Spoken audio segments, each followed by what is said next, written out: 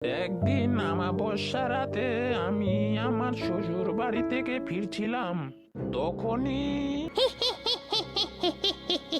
ওরা আমাকে ঘিরে ফেললো। তারপর তারপর চারিদিকে শুধু কুয়াশা আর কুয়াশা। তারই মাঝে দেখা যাচ্ছে কয়েকটা খেজুরি গাছ। প্রায় প্রত্যেকটা খেজুরি গাছই হাঁড়ি বাঁধা রয়েছে। হাঁড়ির মধ্যে টপাস টপাস করে পড়ছে খেজুরের রস। তা খেজুরের রস কয়জন খেয়েছো অবশ্যই কমেন্ট করে জানাও। ঠান্ডায় যে গাটা জ্বলে গেল রে, ঠান্ডায় যে গাটা জ্বলে গেল রে। আজ মনে হচ্ছে খেজুরের রস ভালোই পাওয়া যাবে, কারণ হু হু করে পুবের হাওয়া যা চলছে, তাই ঠান্ডাটা যে বড্ড বেড়েছে।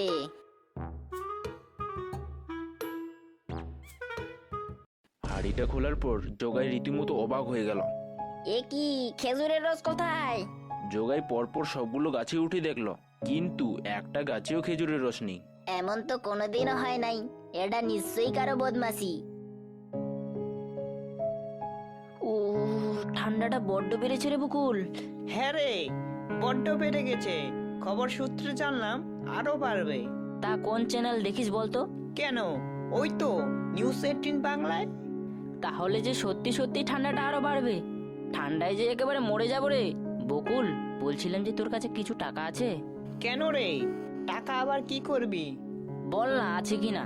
হ্যাঁ, আছে বটে কয়েক টাকা। চল তাহলে নারায়ণদার চায়ের দোকানে গরম গরম সিঙ্গারা আর চা খাবো, কি বলিস? হ্যাঁ, ঠিক বলেছিস তো। গরম গরম সিঙ্গারা আর হারাদন দাদুর গল্প হেভি জমে যাবে মাইরি। তা এখন দাদুকে কোথায় পাই বলতো? কেন, দাদু তো মনে হয় বাড়িতেই আছে। চল না হয় একবার ঘুরে আসি। হ্যাঁ হ্যাঁ, চল। এটা বলার পর দুজনেই হারাদন দাদুর বাড়ির দিকে রওনা দিল।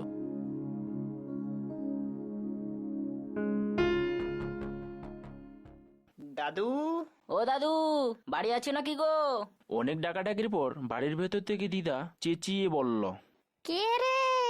দিদা, আমরা বকুল আর মুকুল। আচ্ছা আচ্ছা, তোদের দাদু তো বাড়িতে নেই রে।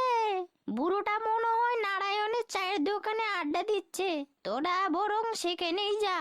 দিদা, আসলাম তাহলে।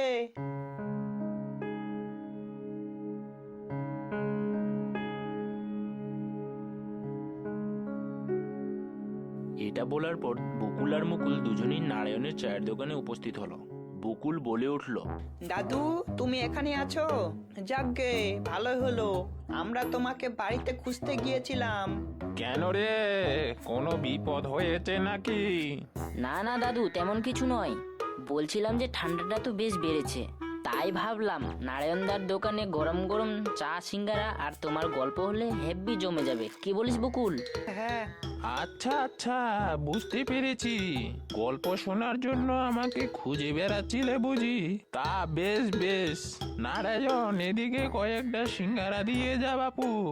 এইদিকে গরম গরম চা আর সিঙ্গারা খেতে খেতে গল্প শুরু হলো। এখন প্রায় সন্ধে সন্ধে ভাব। তোমাদেরকে একটা ভূতের গল্প বলছি, শোনো তাহলে। একদিন অমাবস্যা রাতে আমি আমার শ্বশুর বাড়ি থেকে ফিরছিলাম, তখনই একটা ভুতুড়ে কাণ্ড ঘটলো আমার সাথে। শুনতে পেলাম কিছু বিকট শব্দের হাসি। তারপর তারপর সে কি এক ভয়ানক ব্যাপার! আমি একটা ঝোপের পেছনে আড়াল হয়ে দেখলাম কিছু অশরীরী আত্মারা অসত্য গাছের নিচে তারা বলছে, ওরে ওরে ওরে ওরে, কোথায় আছিস রে? এসে যা, খেয়ে যা রক্ত মাখা শরীরটা।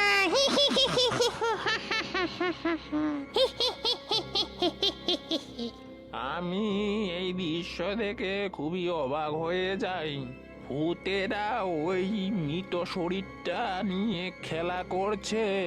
এটা দেখার পর আমি পিছু পিছু পালানোর চেষ্টা করি, তখনই আহা দাদু, এমন মাঝ গল্পে থেমো না তো। আরে দাঁড়া দাঁড়া নারায়ণ, কয়েকটা সিঙ্গাড়া দিয়ে যা এদিকে। হ্যাঁ, তা কোথা থেকে বলছিলাম? ওই তো তুমি পালানোর চেষ্টা করেছিলে তখনই। আচ্ছা আচ্ছা, ভয়ে ভয়ে পেছোতে পেছোতে ওরা আমাকে ঘিরে ফেললো। ওরে, এদিকে দেখ দেখ দেখ, এটা একটি জ্যান্ত মানুষ রে। ধর বেটাকে, ধর ধর ধর ধর। কই রে লালটু, ধর ধর ধর ধর। পুরোটাকে ওদেরকে ধর। ওরা আমাকে রীতিমতো চারিদিকে ঘেরাও করে ফেললো। তখনই আমার মাথায় একটা বুদ্ধি এলো। আমি কোনো দিকে না দেখে মন্ত্র বলা শুরু করলাম। ভূত আমার পুত, পেতনি আমার ঝি, রাম লক্ষ্মণ সাথে আছে, ভয়টা আমার কি? ওরে ওরে ওরে ওরে, এটা কি বলছে রে লালটু? কি বিচ্ছিরি শুনতে, কানগুলো যে একেবারে ফেটে গেল রে। হ্যাঁ হ্যাঁ, ঠিক ঠিক ঠিক ঠিক। এই বুড়ো থাম থাম, এই বুড়ো থাম থাম থাম, কানগুলো যে একেবারে ফেটে গেল রে। আচ্ছা আচ্ছা, থাম থাম থাম থাম। এই বুড়ো, তুই যা বলবি তাই হবে, থাম থাম থাম। আচ্ছা আচ্ছা, আমি যাই বলবো তাই হবে। হ্যাঁ হ্যাঁ হ্যাঁ হ্যাঁ। তাহলে আমাকে বাড়ি পৌঁছে দিয়ে আসো। এটা বলার পর ভূতেরা আমাকে বাড়ি পৌঁছে দিল।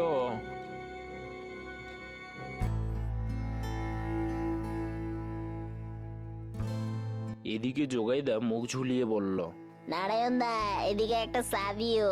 কি রে জগাই, অমন মুখ ঝুলিয়ে আছিস যে? বড় কিছু হয়েছে নাকি রে? আরে মোরল মশাই যে, আর বলো না, বেশ কিছুদিন ধরে খেজুরের রস চুরি হয়ে যাচ্ছে, তাই মনটা খারাপ খারাপ করছে আর কি। তখনই মুকুলকে কানে কানে ফিসফিস করে কিছু বলল, আর তারা দুজনেই সেখান থেকে চলে গেল। আসি তাহলে দাদু। হ্যাঁ হ্যাঁ, আয় তাহলে।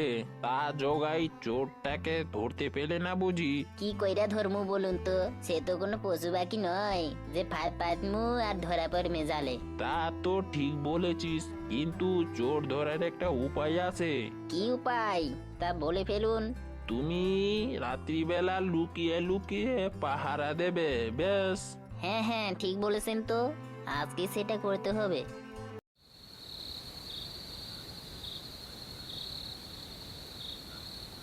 তখন থেকেই তো বসে আছি, কই কাউকে তো দেখতে পাচ্ছি না। জগাই পাহারা দিতে দিতে রীতিমতো ঘুমিয়ে পড়ে, আর অন্যদিকে বকুল আর মুকুল চুপি চুপি করে জগাইয়ের বাগানে খেজুর রস চুরি করতে আসে। ঝটপট কাছে উঠে পড় রে, আমি নিচে পাহারা দিচ্ছি। হ্যাঁ হ্যাঁ, ভালো করে পাহারা দে, চোখ কান খোলে রাখিস কিন্তু। এই আমি গাছে উঠছি। এদিকে জগাইয়ের ঘুম ভেঙে গেল। সে সামনে দেখতে পেল খেজুরের গাছে কেউ একটা উঠছে, তাই সে দৌড়ে। এইবারে ধরে ফেলছি, যাবি কোথায়? মুকুল পালা রে পালা, আমি ধরা পড়ে গেছি। এই যা। আরে আরে আরে, বকুল আর মুকুল যে, সি সি সি সি সি, তোরা এমন কাজ করতে পারিস সেটা ভাবতে পারি নাই। তা তোদের মতো থাকতে আমরাও খেজুরের রস চুরি করেছি বাবা, তাই বলে প্রত্যেক দিন আমার খেজুরের রস চুরি করে নিয়ে যাবি? বকুল বলে উঠল, আরে আরে জগাইদা, আজকে তো আমরা প্রথম এলাম। মুকুল কিছু বল। হ্যাঁ হ্যাঁ জগাইদা, বকুল তো ঠিক বলেছে, আজকেই আমরা প্রথম এলাম। আর উপরে উঠে দেখলাম যে হাড়িটা তো একেবারে ফাঁকা। সে কি বলছিস রে? হ্যাঁ জগাইদা, সত্যি বলছি, উপরে হাড়িতে একেবারে ফাঁকা। তারপর তারা প্রত্যেকটা গাছেই উঠে দেখলো, কিন্তু একটা গাছেও খেজুরের রস নেই। এটা কি কইরা সম্ভব? সেটা তো আমরাও বলছি জগাইদা। আমি তো পাহারা দিতে দিতে ঘুমাইয়া পড়েছিলাম, তখনই তোরা সব মাল পাচার দিসনি তো? আরে জগাইদা, কি কথা বলো? আমরা এতগুলো খেজুরের রস নিয়ে কি করব? তাই তো আমি অত শত বুঝি না বাপু, তোরাই যে চুরি করিসনি সেটা প্রমাণ করে ফেল। কি করে প্রমাণ করব জগাইদা? সেটা না হয় তোরা বুঝবি। এই কথাটা বলার পর জগাইদা সেখান থেকে চলে গেল। আচ্ছা, মুশকিলে পড়লাম তো। এখন তাহলে আমরা দিনটা চোর খুঁজেই বেড়াই? দূর, ভালো লাগে না এমন। আর কি করতে যে মরতে এসেছিলাম। এদিকে তো আবার ভোরের আলো ফুটে এলো রে, চল বাড়ি চল। হ্যাঁ হ্যাঁ, তাই চল। এদিকে দিন প্রায় শেষ হয়ে গেছে। রাত্রিবেলা বকুল আর মুকুল চোর ধরার জন্য একেবারে উপস্থিত। ওখান থেকে তো আছি রে, কই কাউকে তো দেখতে পাচ্ছি না। বড্ড ঘুম পাচ্ছে রে, ভালো করে পাহারা দে।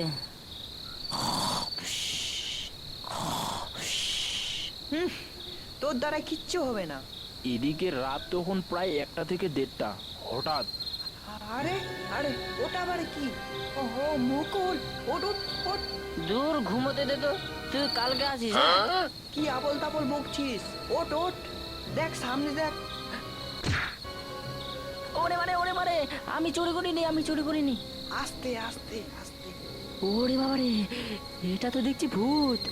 চটপট গিয়ে জগাইদাকে খবরটা দি, তাড়াতাড়ি চ বকুল। জগাইদা, ওঠো। আরে আরে, এত রাইতে আবার কে ডাকছে? আরে বকুল আর মুকুল যে এত রাতে কি করছিস এখানে? শিগগির চলো জগাইদা।